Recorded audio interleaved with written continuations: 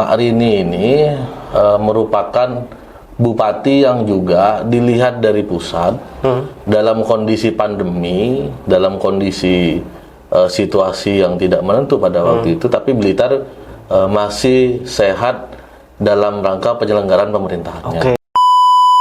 S1 keperawatan, terus tapi juga aktivis. Mau sebesar apapun APBD kita, mau Oke. sebesar apapun APBD kita, itu juga tidak akan bisa membackup semua kebutuhan di Kabupaten Blitar. Ya. Ketika ada kritikan, apakah jenengan juga atau Rindu ini juga anti kritik? Oh tidak. Kebebasan berpendapat itu diperbolehkan, tapi mempengaruhi sehingga mendowngrade-kan orang yang sudah tulus bekerja, bagi saya itu tidak fair. Seberapa dekat Anda dengan Mas Kaisang, Mas? Nggak bisa dideskripsikan. Oke. Tapi waktu itu memang Mas Kaisang ada perhatian khusus untuk Kabupaten Blitar? Ada perhatian khusus. Seperti apa, Mas, waktu itu? Ya perhatian banget lah.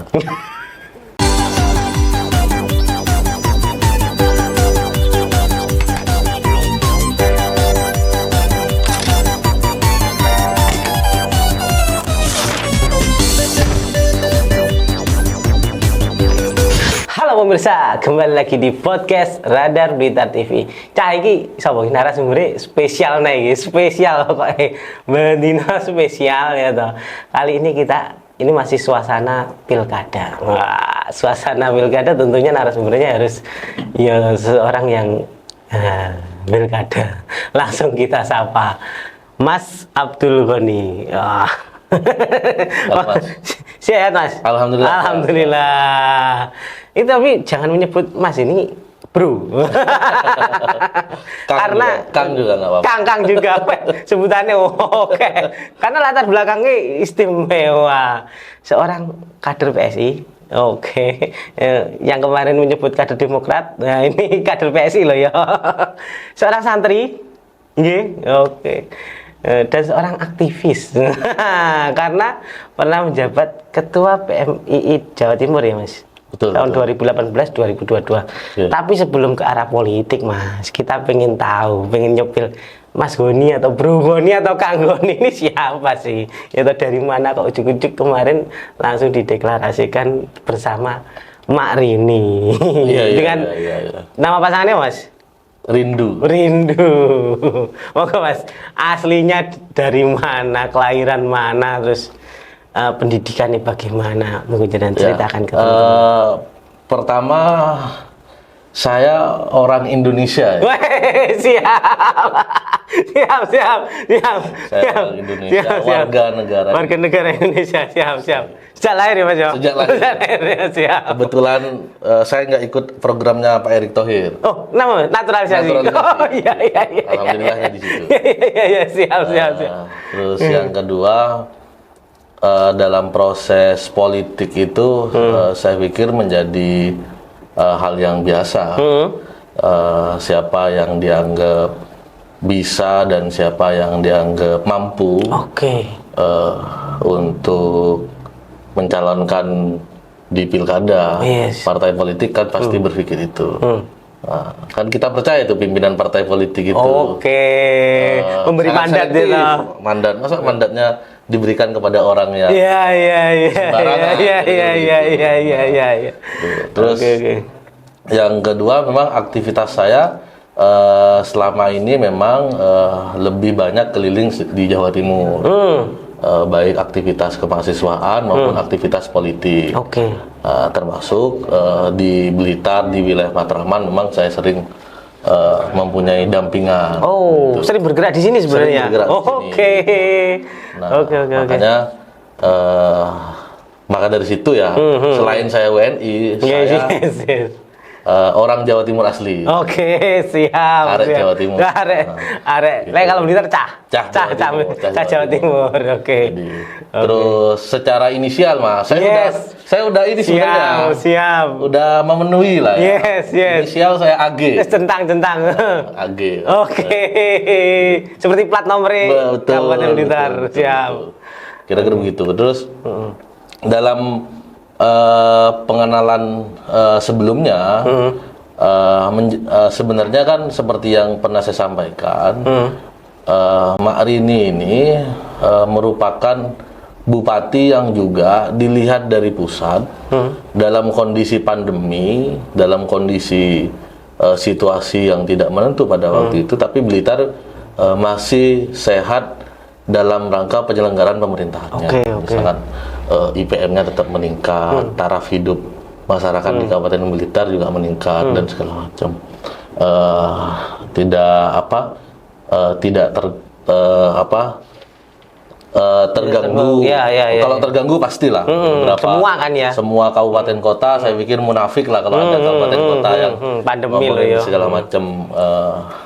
Tetapi ada beberapa pimpinan daerah yang memang secara skill dan secara kemampuan itu bisa ngelola anggaran pada kondisi COVID-19. Nah, termasuk bupati yaitu Mak Rini. Maka menjadi perhatian nasional dan provinsi.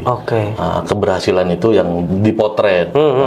Sehingga pada waktu itu ketika diskusi di beberapa partai, kenapa tidak semisal memberikan kesempatan kepada anak muda gitu. Anak muda ini coy. Cluenya anak muda ini. Anak muda yang semangat. Yes. Artinya pada diskusi itu partai politik saya pikir punya alasan tersendiri, mungkin karena memang selama ini saya mempunyai hubungan baik di semua partai politik itu, terus jadinya saya membranding diri saya sendiri. Iya dong. Jadi kira-kira proses mengapa Mak Rini menggandeng jenengan. Begitu. Terus kalau anak muda tadi, jenengan kelahiran tahun berapa? Saya 92 saya. Masih milenial ya. Umur 21 tahun. 31 tahun. Siap. Kalau boleh di-spill ini kelahirannya itu kelahiran mana? Saya kelahiran di Sampang. Siap. Saya lahir di Sampang. Hanya numpang lahir. Hanya numpang lahir. Besar? Besar lebih banyak besarnya di Surabaya. Betul. Kalau boleh tahu, ini kan kemarin ada informasi bahwa Mas Goni ini adalah S1 keperawatan, coy. Bisa di-spill Mas, proses dengan S1 keperawatan terus tapi juga aktivis menjadi ketua PMII di kampusnya itu ya. Monggo Mas. Saya memang latar belakang kesehatan. Memang saya kuliah S1 keperawatan. Yang dimana juga berproses di kampus kedua, kita menamakan the second university, yaitu organisasi mahasiswa ekstra kampus, yaitu di PMII. Maka saya pikir teman-teman di wilayah kesehatan itu kan sibuk, tidak bisa berorganisasi. Saya mematakan hal itu bahwa kita bisa tetap berorganisasi di luar dan juga mengimplementasikan Tridharma perguruan tinggi melalui organisasi mahasiswa. Gitu. Jadi doktrinnya ataupun mindsetnya tidak kuliah kerja mati lah. Gitu. Kita juga ada dunia sosial yang harus kita sentuh. Terus masyarakat yang harus kita advokasi, gitu kan.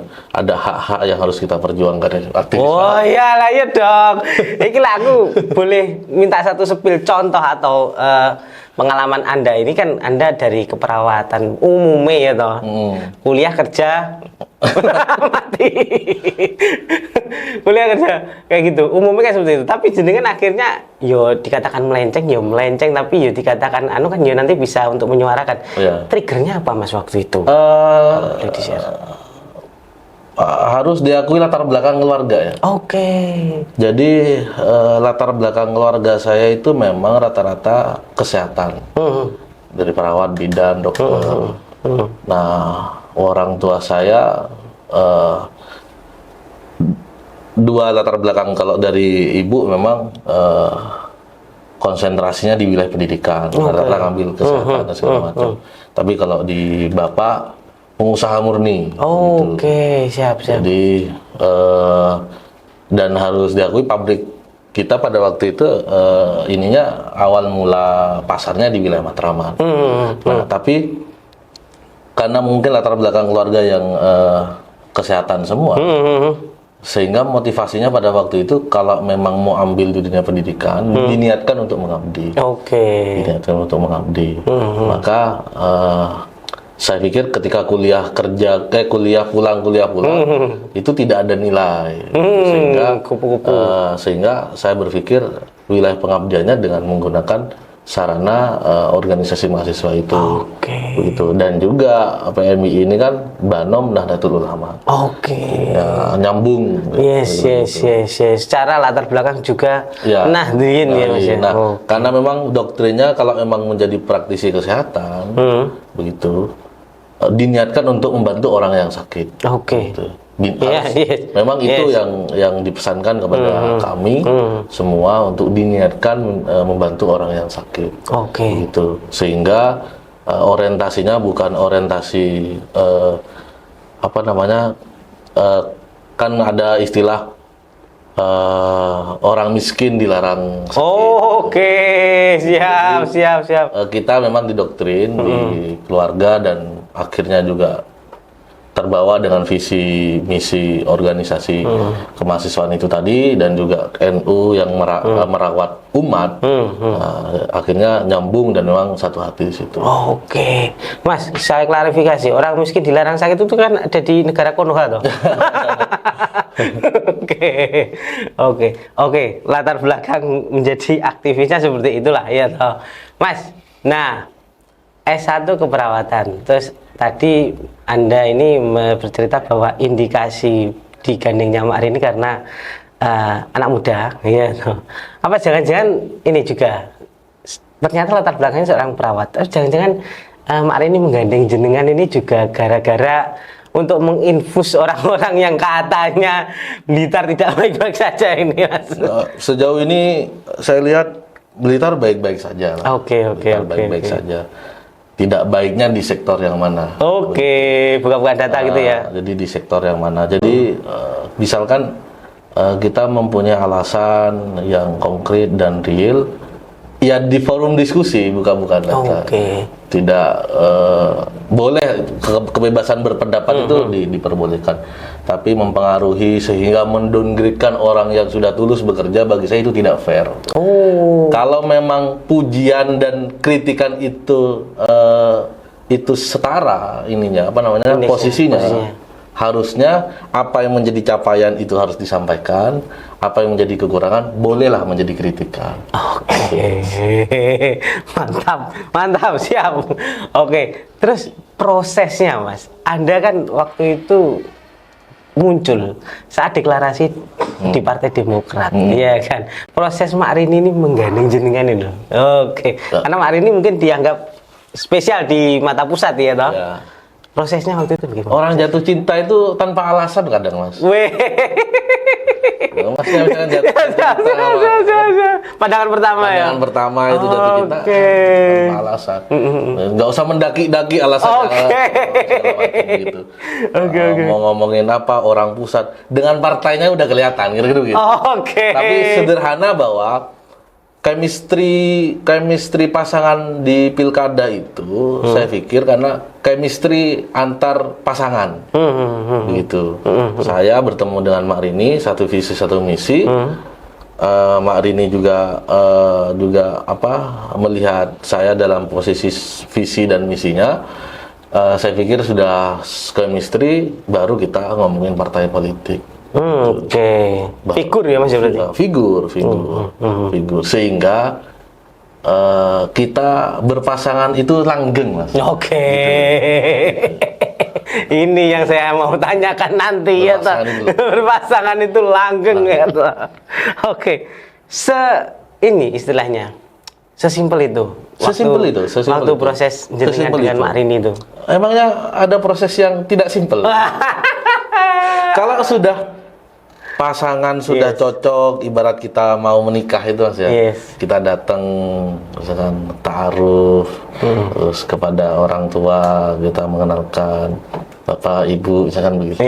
Nah, orang tua kan mau apa? Oke, kalau sudah sama-sama clear ya untuk pasangannya sendiri. Mas, tapi waktu itu yang menawarkan dari Mas Goninya sendiri atau Mak Rini?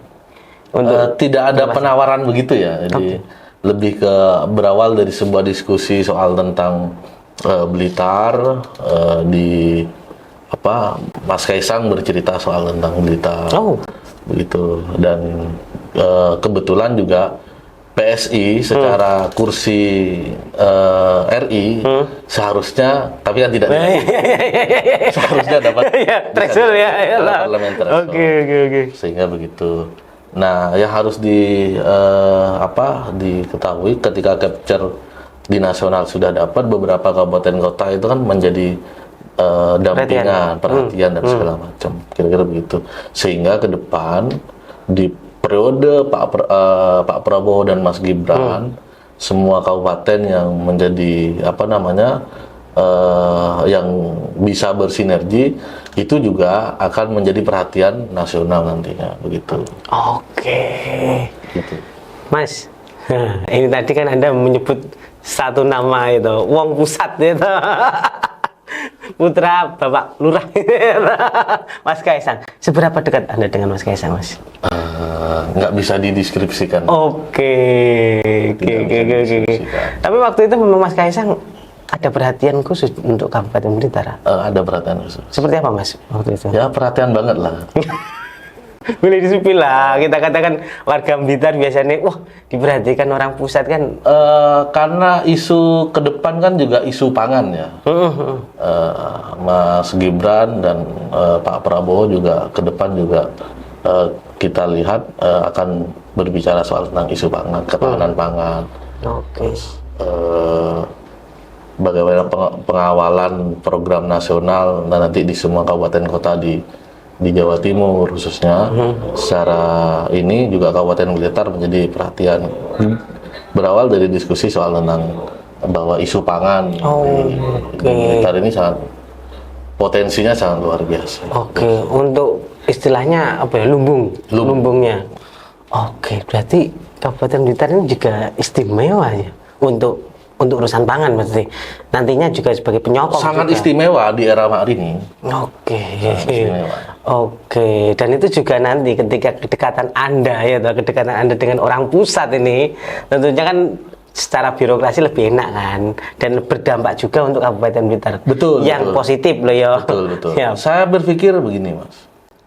Mau sebesar apapun APBD kita, sebesar apapun APBD kita, itu juga tidak akan bisa membackup semua kebutuhan di Kabupaten Blitar. Maka harus ada sentuhan APBN atau sentuhan dari pemerintah pusat. Nah, dari komposisi itu ya, masyarakat Blitar biar tahu nih, dari komposisi partai itu, pihak mana yang lebih dekat? Gitu. Iso nyenggrek tanpa bertele-tele. Pihak mana yang lebih dekat? Maka kita tidak berbasis klaim pada akhirnya, tetapi berbasis bahwa hari ini Mak Rini dengan saya rindu ya diusung oleh partai politik yang penuh dengan pemerintahan. Kim plus ya. Kim plus. Mas Goni, ternyata Anda punya channel untuk yang di pusat. Tentunya apapun itu lebih mudah lah ya daripada yang tidak punya channel.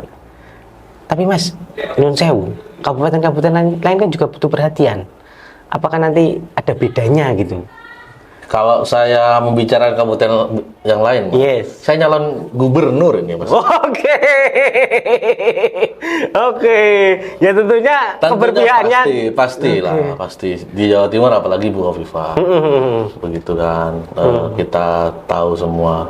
Makanya saya sempat menyampaikan bahwa Blitar ini bagi saya sangat istimewa. Dipimpin oleh bupati yang perempuan untuk pertama kali, gitu. Dan memang secara representasi pimpinan daerah, Mak Rini ini menjadi Hovifahnya Blitar lah. Oke, titisan ya. Oke, oke. Sebagai pemimpin perempuan. Yes, Nah, yes, pemimpin perempuan ini harus kita dorong, Mas. Oke. Harus kita dorong dan memang harus kita apresiasi beliau-beliau semua dengan segala kesibukannya dan segala macam masih mau meluangkan waktu mengabdi di pemerintahan. Begitu, kira-kira begitu. Oke. Mas Boni, kita kan punya histori. Di era kepemimpinan Mak Rini periode sebelumnya, ini kan wakil bupatinya brodol di tengah jalan ini, ya. Apakah nanti kekhawatiran masyarakat Blitar ini sama seperti mungkin ketika Mas Goni ini nanti juga jadi, apakah nanti juga akan brodol ketika beda pandangan atau apa? Saya sampaikan tadi ya, kita bukan proses pengkawinan kita, bupati dan wakil bupati ini bukan didahului oleh proses disodorkan oleh partai politik. Oke. Misalkan saya disodorkan oleh partai politik Gerindra atau PSI atau Golkar dan Demokrat kepada Mak Rini, bukan.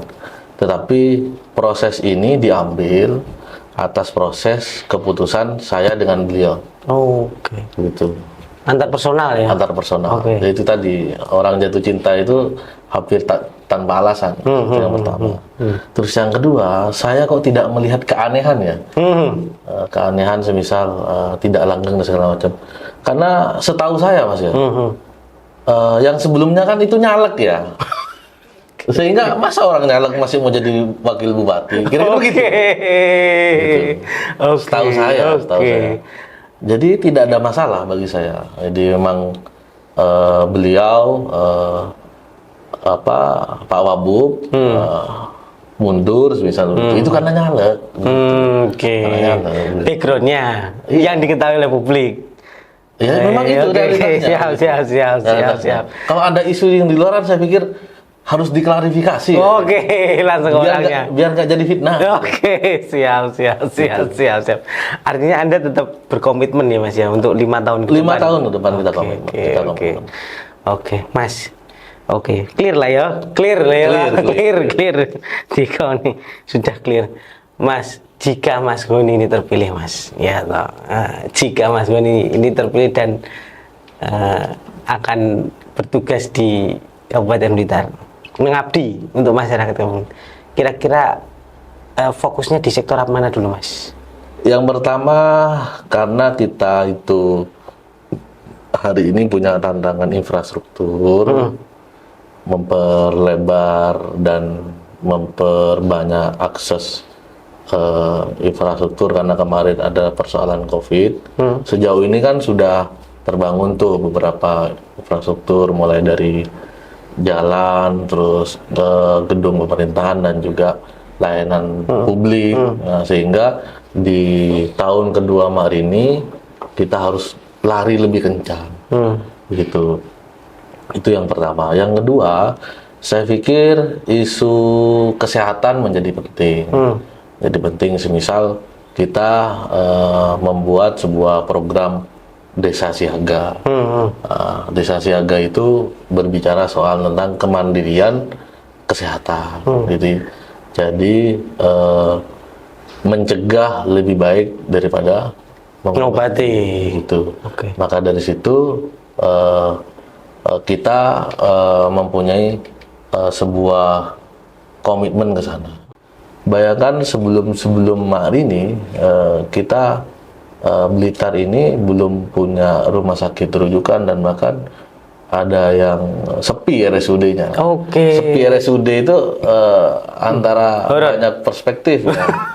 Apakah masyarakat Blitar tidak ada yang mau berobat, ataupun kalau sakit tidak mau berobat ke situ, karena memang pelayanan segala macam. Tapi di era Mak Rini semuanya udah 2 rumah sakit udah melakukan reformasi dan juga pembangunan, sehingga nantinya salah satu rumah sakit di Blitar harus menjadi rumah sakit rujukan.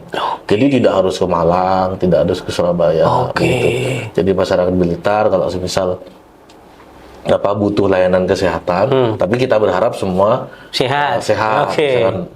Semua masyarakat Blitar berbicara soal tentang kesehatan harus preventif, harus mengutamakan pencegahan. Tapi kalaupun layanan kesehatan itu juga perlu kita maksimalkan. Harus diakui loh, itu di era Marini 2 rumah sakit umum daerah itu sangat pembangunannya sangat melesat. Pembangunan melesat. Dan apakah nanti juga akan berpihak kepada masyarakat yang notabene orang miskin jangan sakit itu tadi? Harus. Jadi apa gunanya kita membangun semua rumah sakit kalau tidak untuk masyarakat Kabupaten Blitar, terutama yang misalkan di bawah garis kemiskinan, semisal begitu. Saya pikir tidak perlu dipertanyakan lagi, dipertanyakan lagi soal tentang komitmen kita dan Mak Rini selama periode pertama itu fokus semuanya untuk juga kesehatan masyarakat Blitar. Terus yang ketiga, karena di Blitar ini berbicara soal tentang pangan dan soal tentang peternakan itu potensinya besar, maka saya pikir itu menjadi konsentrasi kita juga untuk berbicara soal tentang efektivitas pangan dan efektivitas peternakan itu sendiri. Maka semisal kita mempunyai cita-cita untuk jadi PNS semua. Apa terusan berwirausaha itu juga mempunyai prospek yang sangat bagus. Nah, atmosfer itu yang bisa dan sangat bisa terbangun di Kabupaten Blitar. Gitu. Nah, saya pikir itu yang harus kita lakukan karena itu juga akan mengurangi angka pengangguran dan juga kemiskinan dan segala macam. Maka kalau boleh menyepil apa kata Gus Dur, lumbung pangan itu ada di desa. Gitu. Maka mensejahterakan desa itu juga akan mensejahterakan negara. Nah, dimulai dari desa yang ada di Kabupaten Blitar juga berkontribusi terhadap apa yang menjadi fokus pangan dan kebutuhan daging ataupun segala macam di nasional. Gitu. Mas, Kabupaten Blitar potensi untuk menjadi lumbung pangan ya, artinya produksi ini bisa ditingkatkan lagi. Apakah hanya sekedar dijual barang mentah kan? Pak Prabowo atau Pak Jokowi kemarin ngetren dengan ungkapan hilirisasi. Apakah juga akan ada sektor industrialis untuk pengolahan pangan di Kabupaten Blitar? Bahasanya bukan industrialis ya. Jadi mulai dari hulu ke hilir yang akan kita siapkan. Industrialisasi ini kan identik dengan kapital. Tetapi memanfaatkan jalur perdagangan ini dari hulu ke hilir itu harus kita pastikan petani ada di situ. Petani deh. Jadi bukan kelompok bukan salah satu kelompok saja yang mempunyai manfaat ataupun mendapatkan manfaat, tetapi harus kita pastikan kelompok-kelompok tani lah yang akan berperan mulai dari hulu sampai hilir begitu. Jadi istilahnya menyiapkan mulai dari hulu sampai hilir. Kita tidak sebenarnya ini persoalan narasi saja bahwa hilirisasi itu harus dilakukan. Jadi dalam rangka mensejahterakan petani. Gitu. Artinya bukan mendirikan industri, tapi peran pemerintah daerah ini harus mengkontrol ya, memonitoring terus. Seberapa tinggikah elektabilitas Mas Goni? Apakah jangan-jangan hanya gandol dengan Mak Rini yang sudah populer? Monggo Mas dengan jawab. Ngomongin Mak Rini ini sangat luar biasa ya. Menjadi magnet ya. Menjadi magnet. Nah, Tapi tak pikir elektabilitas itu juga kita akan mengimbangi dengan menggunakan beberapa metode. Salah satu yang akan kita lakukan adalah Sobodeso. Terjun ke masyarakat. Betul, yang akan saya lakukan Sobodeso. Dari semua unsur akan berkumpul di desa itu. Terus kita akan ngobrolin soal apa yang menjadi keluhan dan solusinya apa. Menjadi keluhan apa, solusinya apa. Jadi serap eksekusi. Oke, jaring aspirasinya seperti itu. Betul. Ini belum jadi. Iya. Belum ini ya, belum definitif. Oke. Sudah tapi langsung. sebagai anak muda yang harus punya semangat itu harus dilakukan. Oke. Dan tentunya effortnya sangat tinggi loh Mas.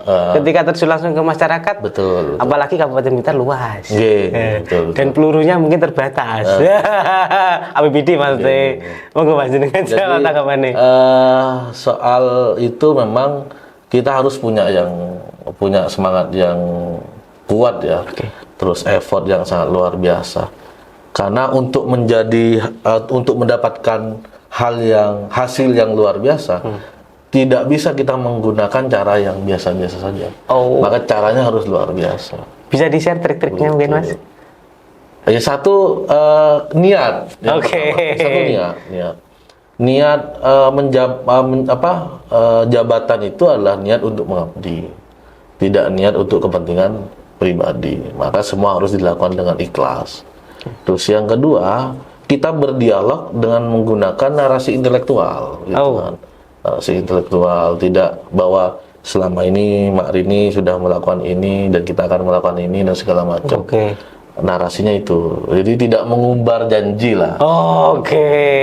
Yang fakta-fakta. Yang fakta-fakta saja. Ketika ada kritikan, apakah jenengan juga atau Rindu ini juga anti kritik? Tidak. Sebagai anak muda, saya pikir tidak boleh anti kritik. Apalagi kita ini sudah terbiasa untuk menerima masukan, mau dikritik, monggo itu. Tetapi juga ketika mengkritik nanti ketika kita ajak untuk membangun Blitar itu mau Mas. Jangan mengkritik habis itu hilang. Tetapi itu adalah hak secara kebebasan berpendapat, itu adalah hak teman-teman ya, tidak menjadi soal. Tetapi dengan metode kita menyapa langsung kepada masyarakat di beberapa titik, itu saya pikir bagian daripada saya pengen dikritik nih. Gitu. Dan tentunya lebih mengena tanpa lewat, mungkin kalau di sosial media nanti semakin liar gitu ya. Gimana Mas menurut sampean? Kalau dijawabnya di sosial media? Nggak tahu itu siapa ya. Bisa cuma kritik terus hilang. Yang komen di sosmed saya juga nggak paham. Itu lebih mengena terjun langsung. Betul. Satu pesan untuk anak muda di Kabupaten Blitar, Cah Blitar ini Mas. Saya pikir menjaga optimisme itu penting. Jadi sebagai anak muda tidak berbicara soal tentang kamu siapa dan saya siapa. Tetapi apa yang menjadi potensi kita itu harus dimunculkan, harus digali. Dan potensi kita harus terus diasah. Yang bisa menggali atau yang bisa melihat ini apakah orang lain atau diri sendiri, Mas? Diri sendiri harus bisa mengevaluasi, orang lain juga harus bisa juga memberikan kritik, pemerintah juga harus bisa memfasilitasi. Oke, terima kasih Mas, sangat mencerahkan. Anak muda mau berjuang di Kabupaten Blitar ya toh. Terima kasih Mas, ngapunten ing kathah bila ada kesalahan saya. Oke teman-teman, jangan lupa like, comment, dan subscribe. Ciao.